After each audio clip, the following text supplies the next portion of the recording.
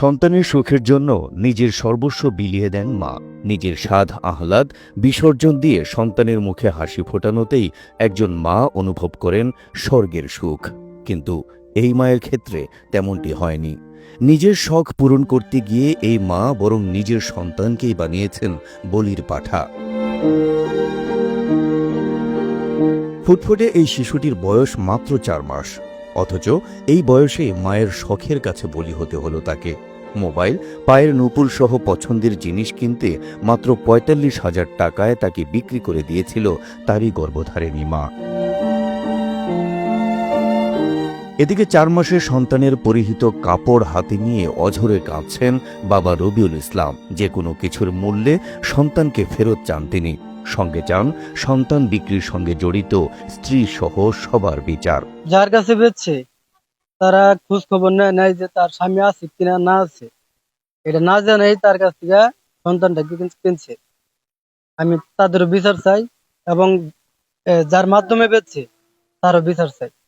Bundle থাকলে প্রতি সেনমানিতে টাকা বাঁচবে। বিকাশ সেনমানি বান্ডেল কিনে জিতুন প্রতি লেনদেনে। ঘটনাটি ঘটেছে টাঙ্গাইলের মধুপুরে।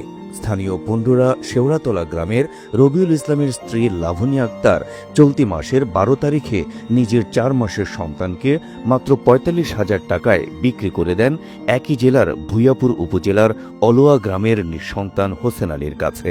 সন্তান বিক্রির টাকা দিয়ে কেনেন মোবাইল, পায়ের নূপুর সহ শখের জিনিস। এমন ন্যাক্কারজনক ঘটনায় হতবাক এলাকাবাসী।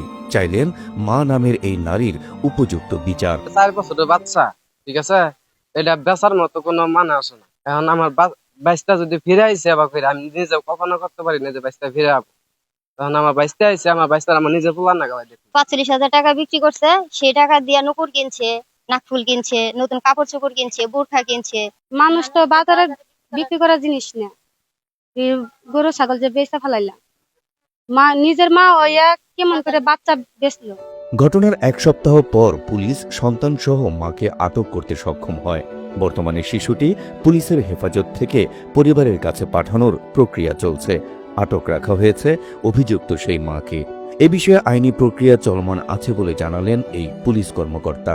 আমরা পরে জানতে পারি যে সে ৪০,০০০ টাকার বিনিময়ে তার বাচ্চাটাকে বিক্রি করেছে। এটা মূলত প্রথমে অভাব বা তার কিছু শখ পূরণ করার জন্য। এখন সে অনুতপ্ত।